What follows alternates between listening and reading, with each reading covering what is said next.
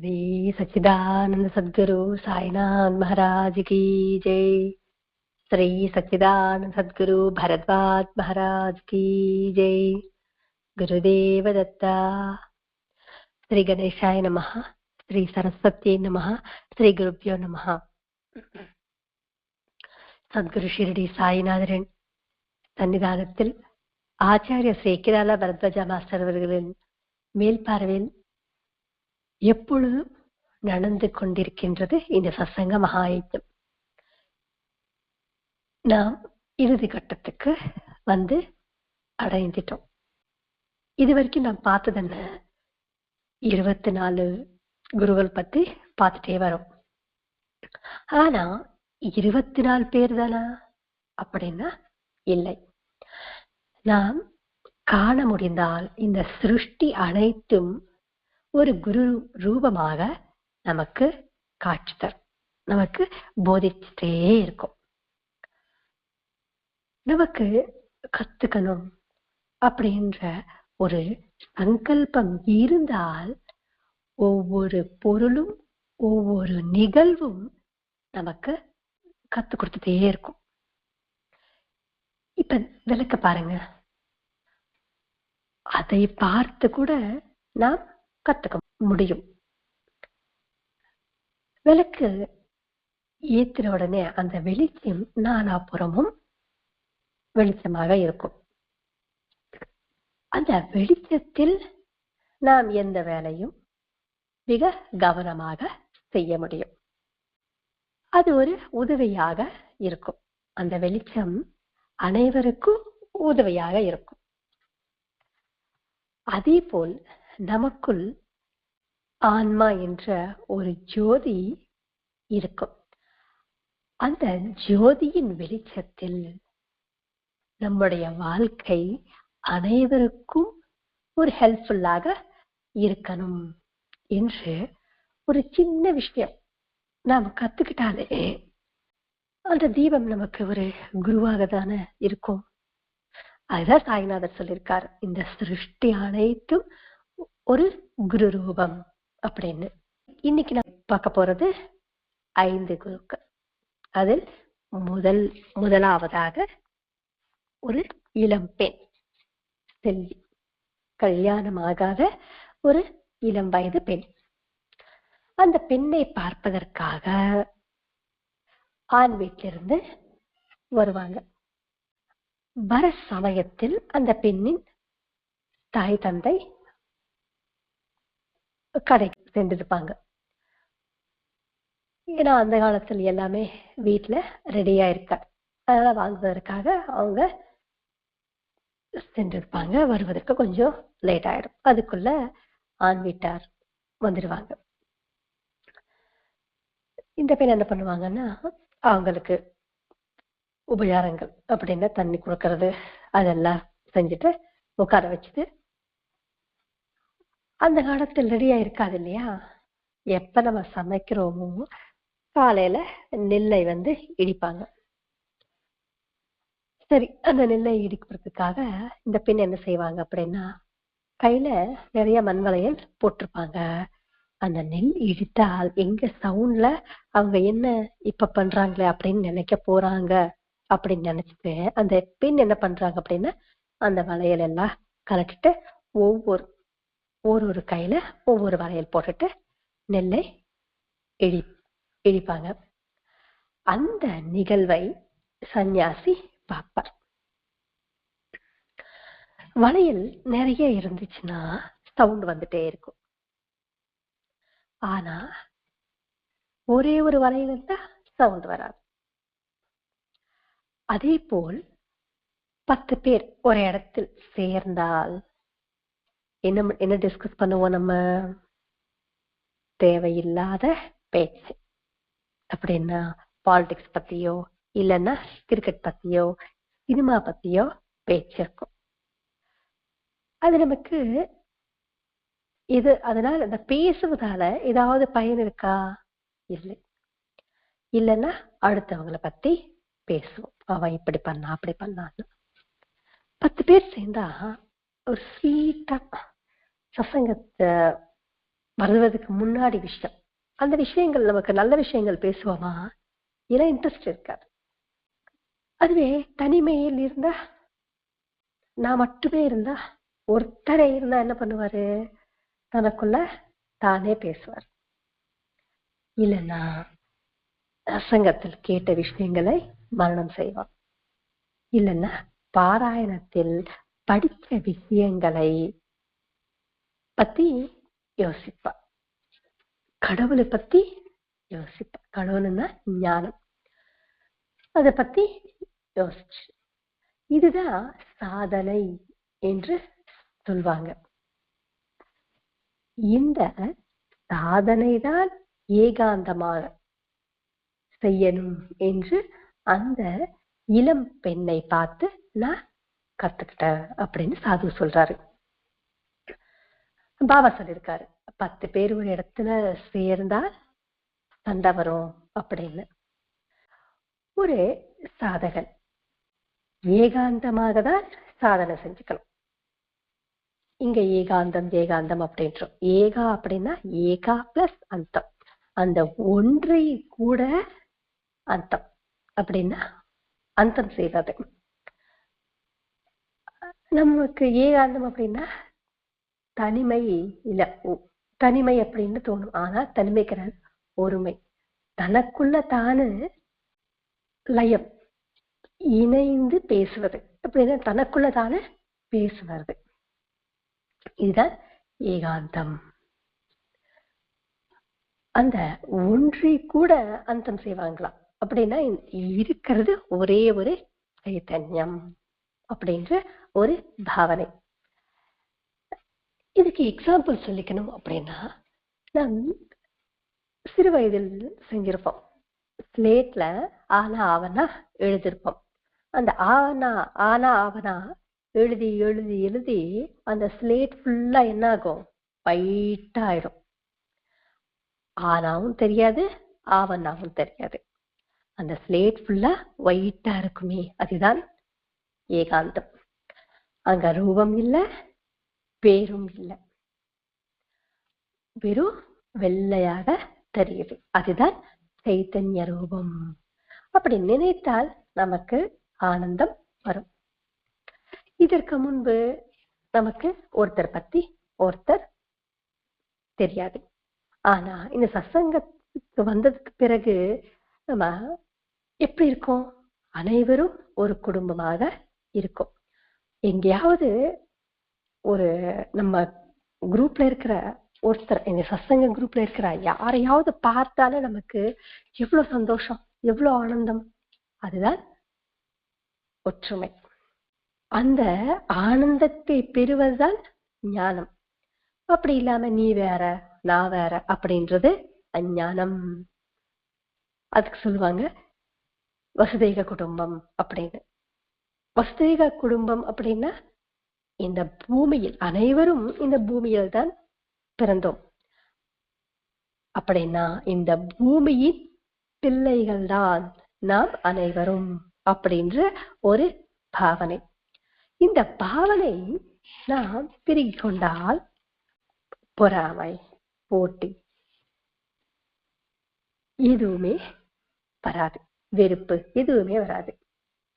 வெளியே இருக்கின்றன பத்தி நமக்கு வேண்டாம். நம்ம வீட்டு வரைக்கும் நம்ம பார்த்துக்கலாம். இந்த பாவனை நமக்கு இருந்தா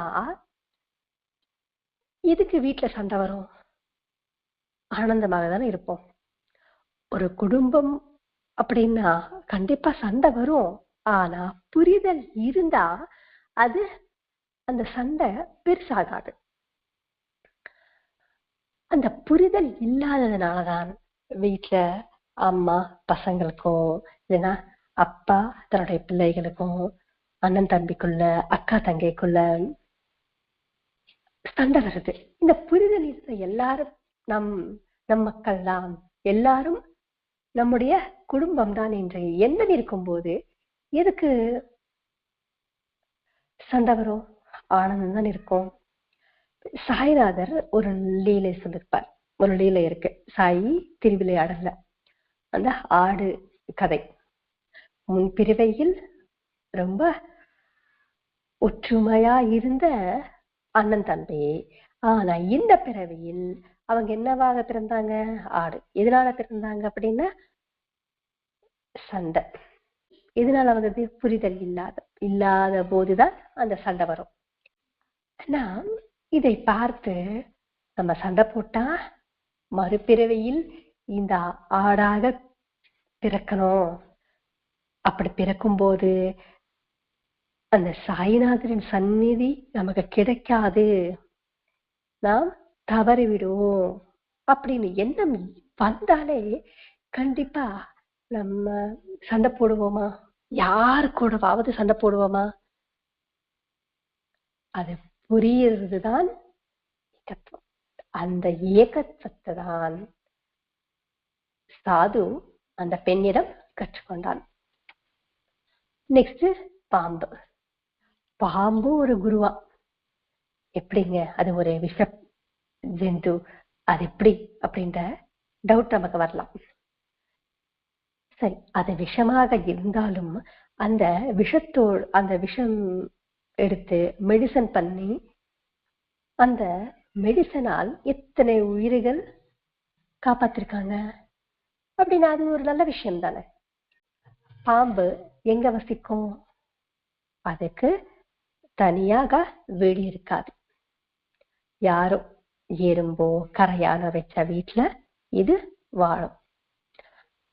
அதே போல் ஒரு சாது அப்படின்றவர் தனக்கு சொந்தமாக தனக்கு ஒரு வீடு இருக்கக்கூடாது. மற்றவங்க அப்படின்னா அந்த காலத்தில் சத்திரங்கள், தேவாலயங்கள் வேற ஒருத்தங்க தானே கத்திருப்பாங்க, அதுல நீ வாழணும். ஒரு சாது அப்படின்றவர் அங்கதான் வாழணும், ஒரு மரத்தடியிலையோ வாழணும் அப்படின்னு அந்த பாம்பை பார்த்து கத்துக்கணும்.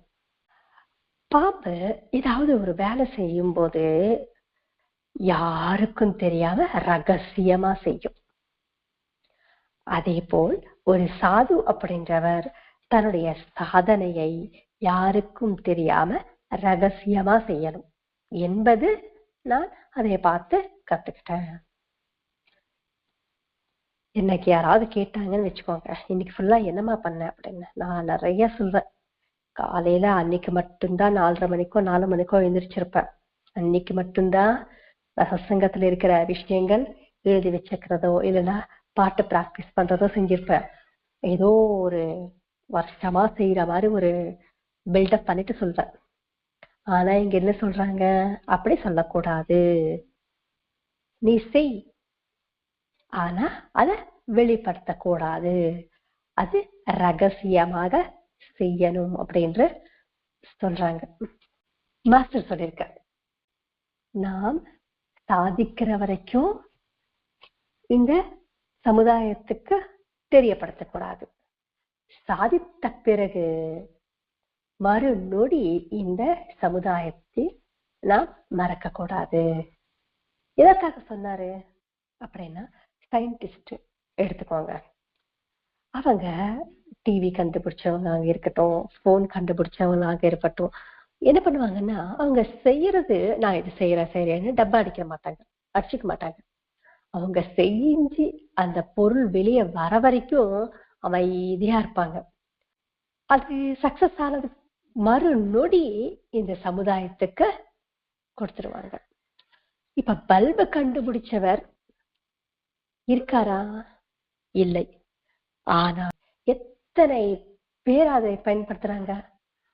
தனக்கு அப்படியே வச்சிருக்காங்களா? யாருக்கும் தெரியப்படுத்தக்கூடாது அப்படின்னு. அதுதான் மாஸ்டர் சொன்னது. ஒரு யோகி அப்படின்றவர் தன்னுடைய சாதன ரகசியத்தை யாருக்கும் தெரியாம ரகசியமா வச்சுக்கணும், ஏகாந்தமாக இருக்கணும். அந்த ஏகாந்தத்தை யோகி ஏகாந்தமாக இருக்கும் போதுதான் யோகத்தை ஒரு கான்சன்ட்ரேஷனோட செய்ய முடியும். அப்பொழுதுதான் தன்னுடைய சாதனை கரெக்டா செய்ய முடியுமா, எந்த டிஸ்டர்பன்ஸ் இல்லாம. இன்னும் எளிமையா சொல்லணும்னா, செய்யும் போது யார் இல்லாத ஒரு இடத்துல உட்கார்ந்து செய்யணும் அப்படின்றது, எந்த டிஸ்டர்பன்ஸும் இல்லாம. இப்ப சயின்டிஸ்ட் எடுத்துக்கோங்க, ஒரு ரூம்ல யாரும் இல்லாத போது ஒரு சயின்டிஸ்ட் மட்டும் இருந்து செய்வார். எல்லாரும் இருந்தா, ஒரு 10 பேர் இருந்தா கான்சன்ட்ரேஷன் இருக்குமா? இருக்காது. அதுதான் இங்க சொல்றது. பாம்பு தன்னுடைய தோல் விடும்போது எந்த விதமான கவலை இல்லாம விட்டுடுமா. அதே போல் ஒரு யோகி அப்படின்றவர் தன்னுடைய இறுதி காலத்தில் மிக நிம்மதியாக தன்னுடைய உயிரை விடணும் அப்படின்னு சொல்லியிருக்காரு. இங்க யோகம் அப்படின்றோம். யோகி அப்படின்னா என்ன? நமக்குள்ள இருக்கின்ற பல யோசனைகளை ஒருமுகப்படுத்துவது. இன்னும் சிம்பிளா சொல்லணும்னா, ஒரு வேலை செய்யும் போது கான்சன்ட்ரேஷனோட பண்ணுவதுதான் அது வெற்றி அடையும். அதே போல் ஒரு யோகி யோகத்தை செய்யணும்.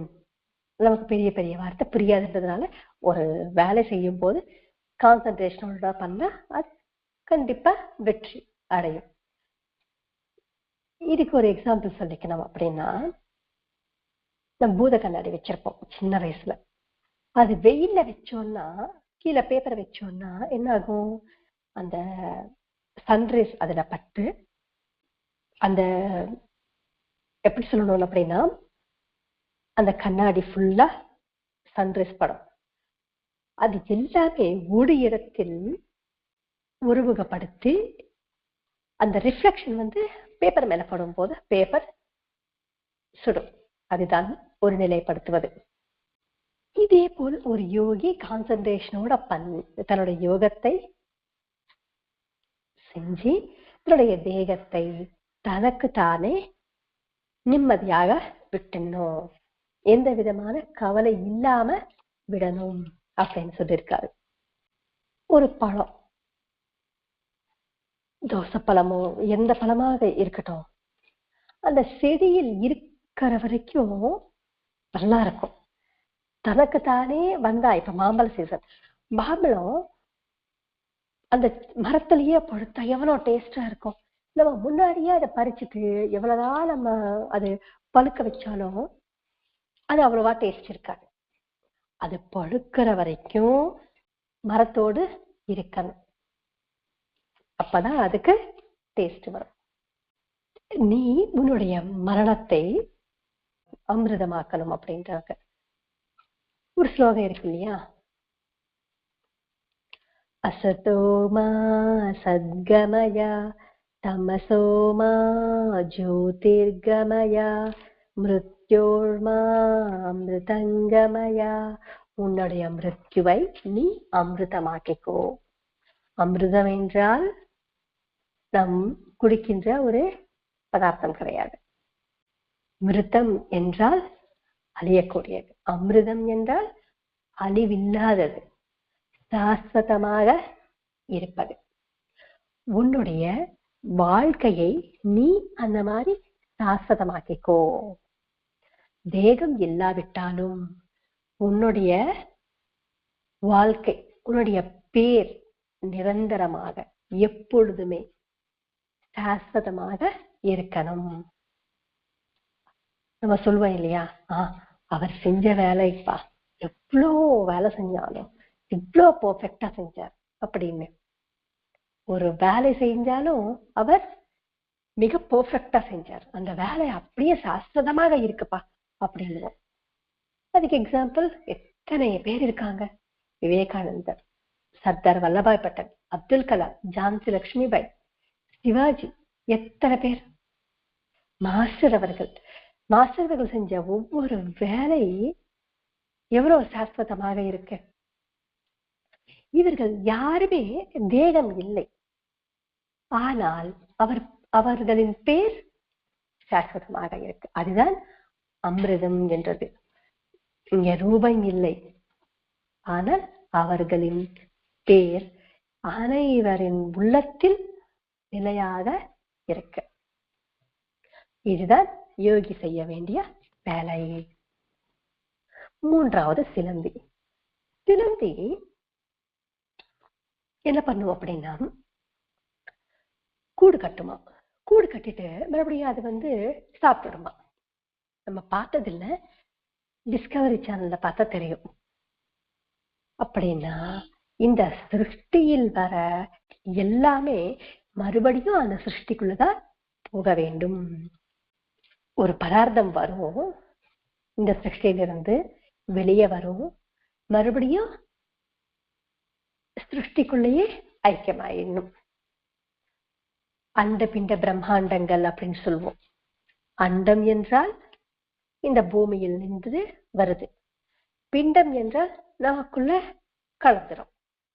பிறகு என்னாகும், வெளிவந்துடும்.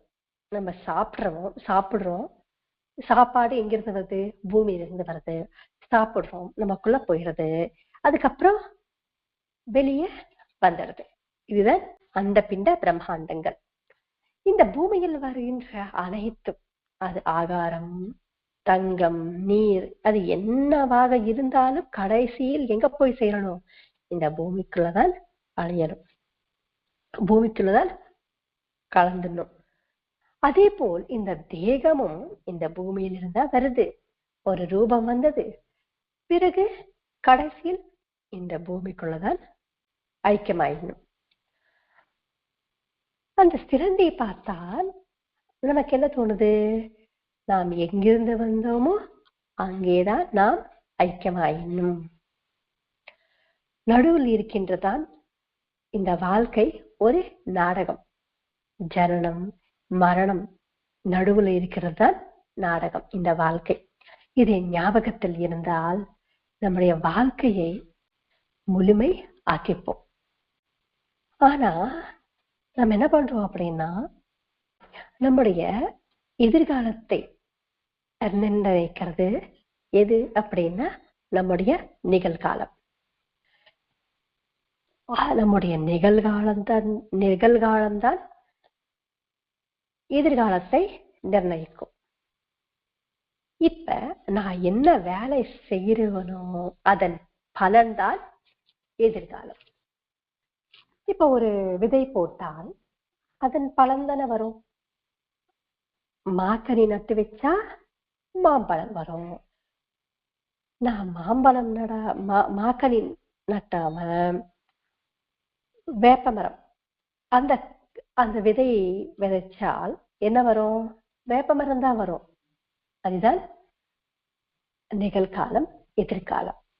நம்ம எதற்காக நாம் வேலை செய்யறோமோ அதன் அந்த பலன் தான் எதிர்காலத்துல நமக்கு வரும்.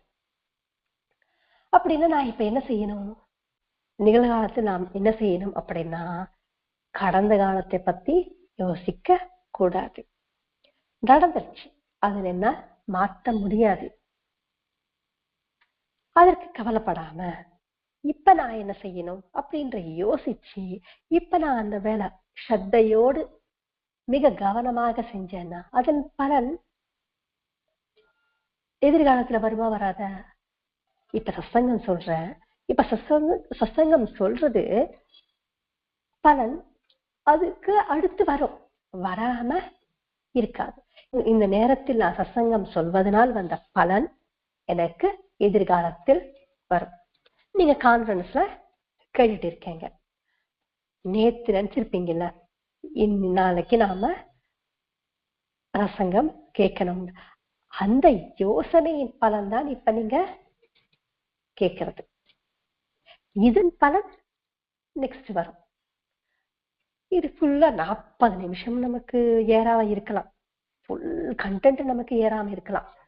ஆனால் ஒரே ஒரு விஷயம், ஏதாவது ஒண்ணு நமக்கு பயன்படுத்தினா கூட போதும். அந்த 40 நிமிஷம் வேற எந்த விதமான யோசனைகள் நமக்குள்ள போகல அப்படின்னா குப்பை நம்ம மைண்ட்ல போகல.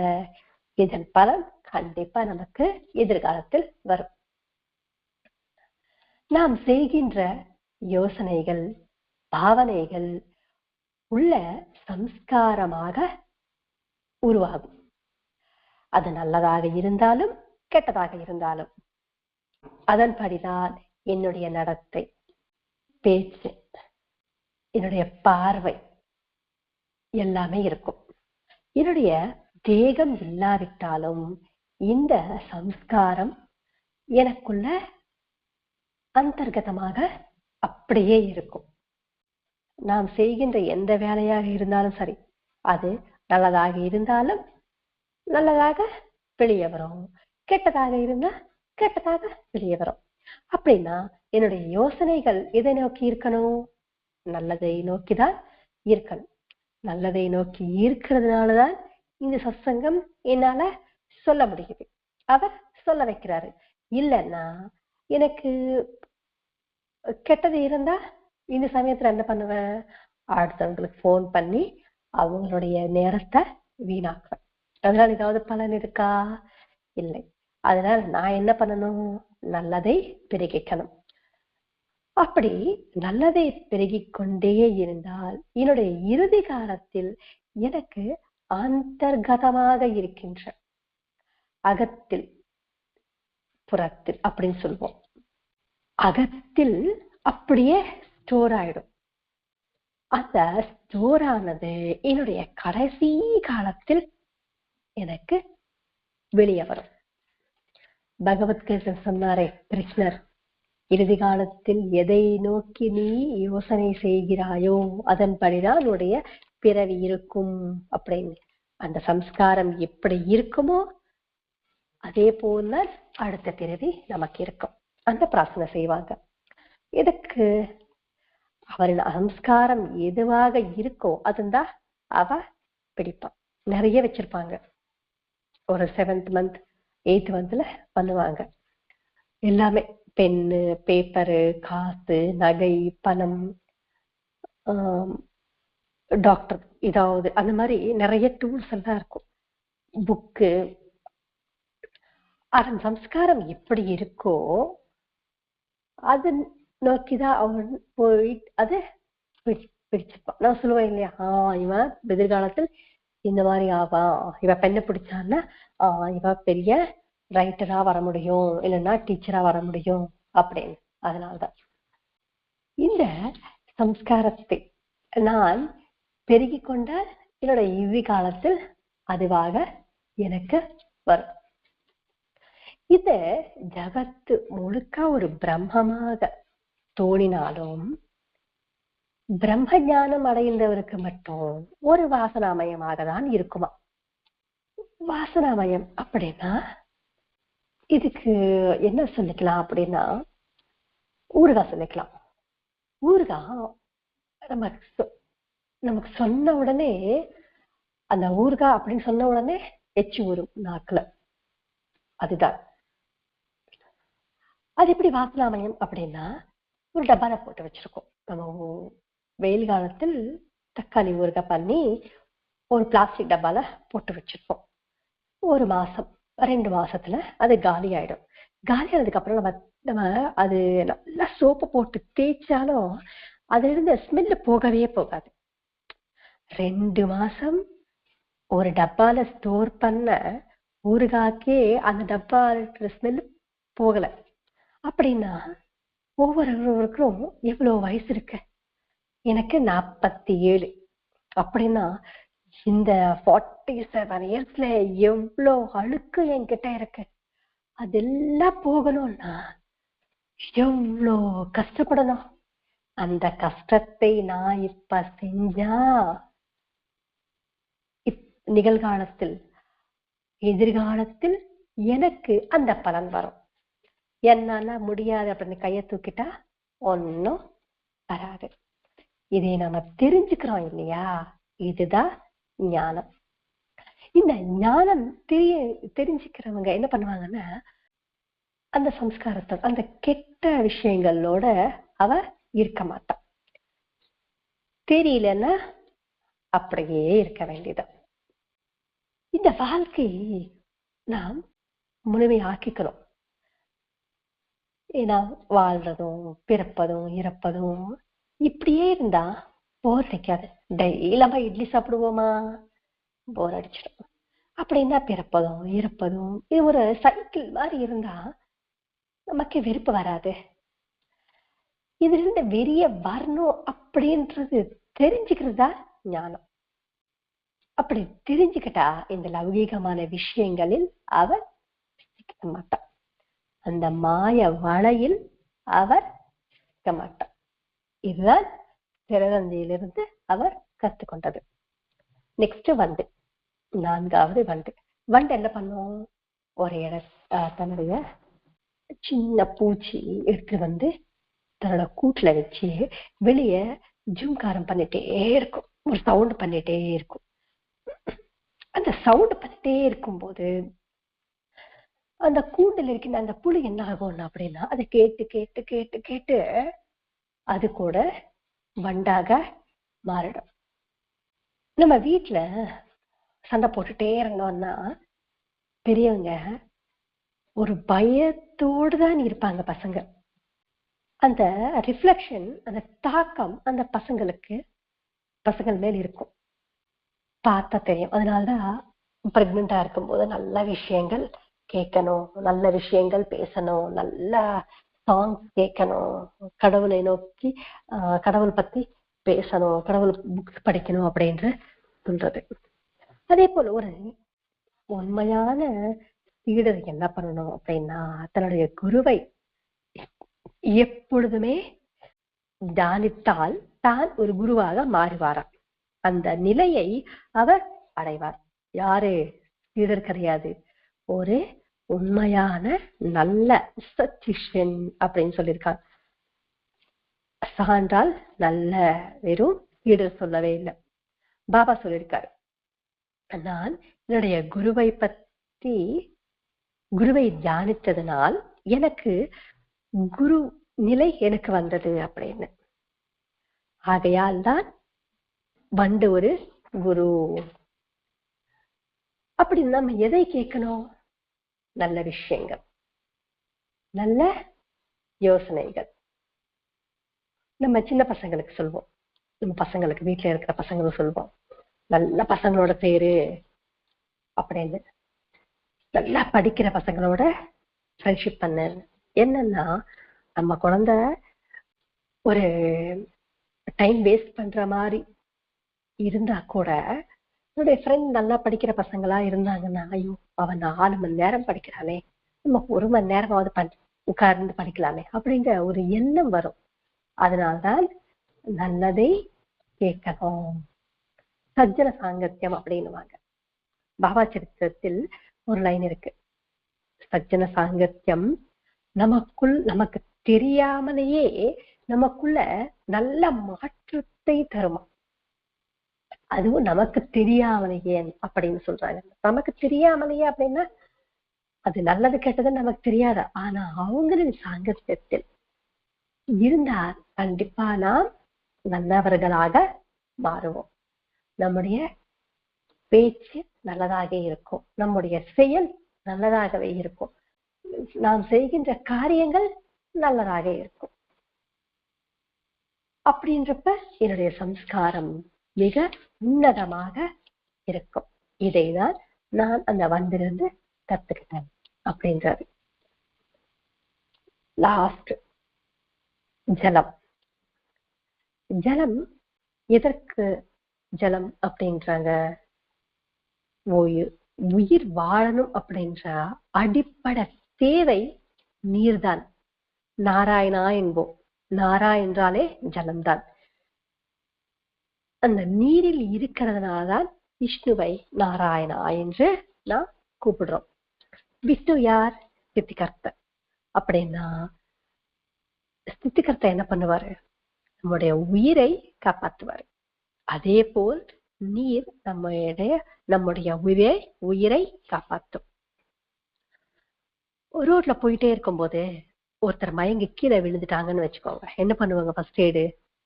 ஃபர்ஸ்ட் தண்ணி தெளிப்பாங்க, அதுக்கப்புறம் தான் ஹாஸ்பிட்டலுக்கு கூட்டிட்டு போவாங்க. அப்படின்னா அடிப்படை தேவைதான் என்ன? நீர். நீர் எல்லார் தாகத்தை தீர்த்தும் நம்முடைய உடலை ஆரோக்கியத்துக்கு கொடுக்கும். நாம் சுத்தமாக இருக்கிறதுக்கு பயன்படுத்துவோம். செடி கொடி எல்லா உயிரினங்களுக்கும் தேவை ஒரு ஆதாரம் அப்படின்னா நீர்தான். அது எங்க இருந்து வருது? பெரிய மலையிலிருந்து, உயரத்திலிருந்து பள்ளத்தை நோக்கி வந்து பிறகு கடலில் கலக்கும். நான் உயரத்தில் பிறந்தேன், இத்தனை உயிரினங்களுக்கு ஆதாரமாக இருக்கேன், நான் இல்லைன்னா இந்த சிருஷ்டியே இல்லை அப்படின்ற ஒரு அகங்காரம் நீருக்கு இருக்காது. எவ்வளவுதான் உயரத்தில் இருந்து வந்தாலும் அது எங்க வருது? பள்ளத்துக்கு நோக்கிதான் வருது. அதே போல் ஒரு சாது எப்படி இருக்கணும்? தன்னை நாடி வந்தவர்களுக்கு தேக மன தாபங்களை அகற்றி அவர்களை காத்து மிக பணிவோடு இருக்கணுமா. அப்படின்னா அனைவருக்கும் நீர் என்ன பண்ணும்? எல்லாருடைய தாகத்தை தீர்த்தும். அனைவருக்கும் என்ன கொடுக்கும்? இப்ப ஏசியில வர சில்லு காத்து, அதுல வாட்டர் இருக்காதனால்தான் வருது. அந்த அந்த இனிமையான ஒரு குளிர்ச்சி அது தருது. இது எல்லாமே செஞ்சுட்டேன், நான் தான் செஞ்சேன், என்னாலதான் நடந்தது, என்னாலதான் உயிர் வந்தது அப்படின்ற இது நீருக்கு இருக்காது. தன்னுடைய வேலை எதுவோ அது யாருக்கும் தெரியாம செஞ்சுட்டு போயிடும். ஆனால் யாருக்கு தெரியும்? கடவுளுக்கு தெரியும். அப்படி இல்லாம என்னாலதான் நான் ஒருத்தருக்காக ப்ரேயர் பண்ணிட்டு அவருக்கு அந்த கஷ்டம் போச்சுன்னா நான் பண்ணதுனாலதான் உங்களுக்கு கஷ்டம் போச்சு அப்படின்ற ஒரு அகங்காரம் இருக்கக்கூடாது. ஒரு பணிவு இருக்கணும். அந்த பணிவை ஜலத்தை பார்த்து நாம் கத்துக்கணும். இது வரைக்கும் நம்ம பார்த்த நீர், சிலந்தி, பாம்பு, வண்டு, ஒரு கன்யை எல்லாமே குருதான். என்ன விசித்திரமாக இருக்கே அப்படின்ற எண்ணம் வரலாம். ஆனா குரு சத்தத்தில் சொல்லப்பட்டிருக்கு இது எல்லாமே 24 பேர் பத்தி சொல்லிருக்கு. அதுல குரு சரித்திரை, அதனாலதான் பாபா 108 முறை குசாபாவு கிட்ட பாராயணம் பண்ண வச்சாரு. மாஸ்டர் அவர்கள் சான்ஸ்கிரிட்ல எத்தனையோ புக்ஸ் இருக்கு, எத்தனையோ கிரந்தங்கள் இருக்கு. ஆனா இதை அவர் தெலுங்குல டிரான்ஸ்லேட் பண்ணி கொடுத்தாரு. ஏன் கொடுத்தாரு அப்படின்னா உண்மையான குரு யார் அப்படின்ற ஒரு புரிதல் நிறைய பேருக்கு இல்லை.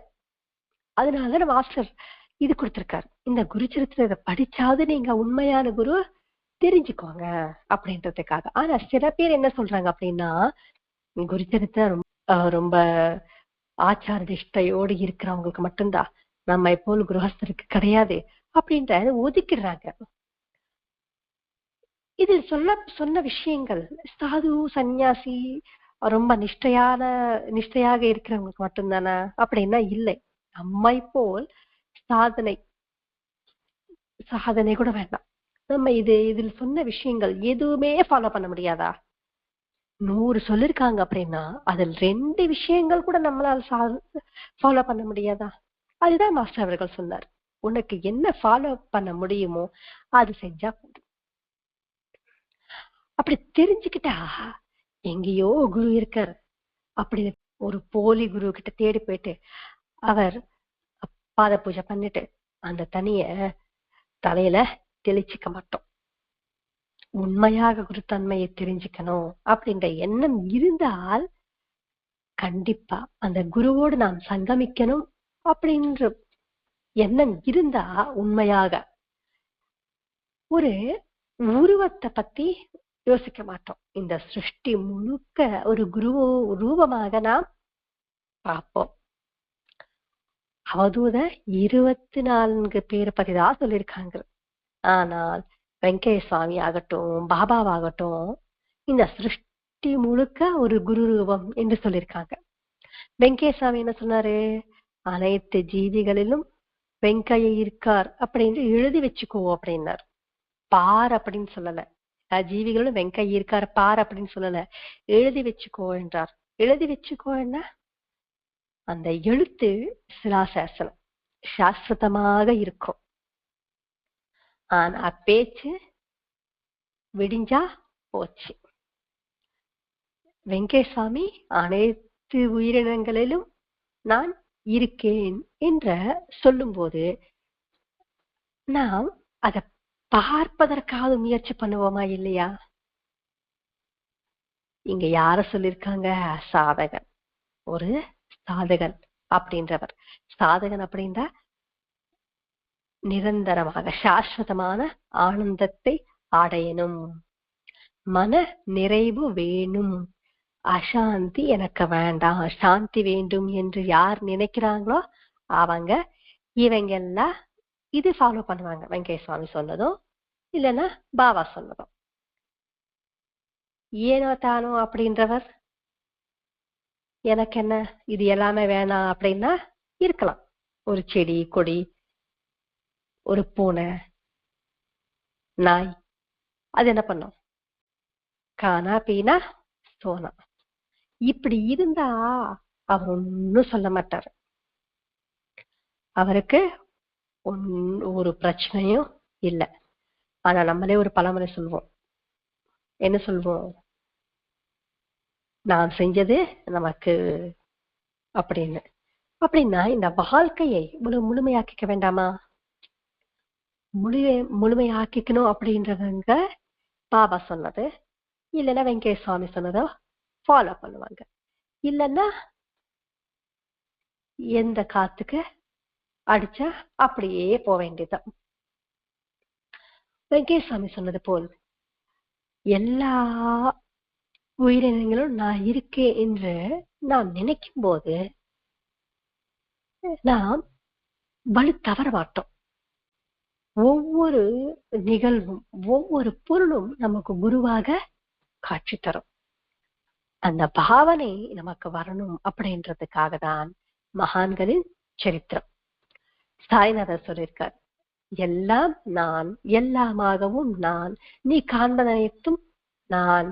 நீ யாரை புண்படுத்தினாலும் என்னை புண்படுத்துற மாதிரி, யாரை நீ சந்தோஷப்படுத்தினாலும் அது எனக்கு வந்து சேரும் அப்படின்னு.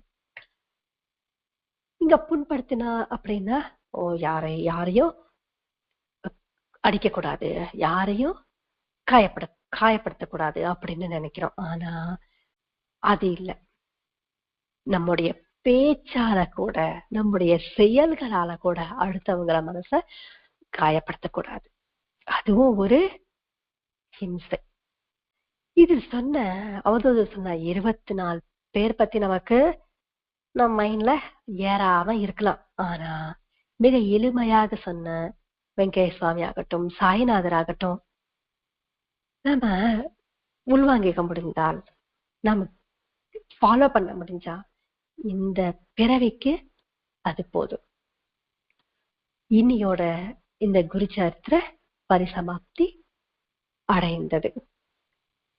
ஸ்ரீ சாய்நாதர் சந்நிதியில் ஆச்சாரியா ஸ்ரீ கிரால பரத்வாஜா மாஸ்டர் அவர்களை அரவணைப்போடு நிர்விக்னமாக நடத்தி தந்த அந்த தந்தைக்கு பிரணாமங்கள் செலுத்தி ஸ்வஸ்தி.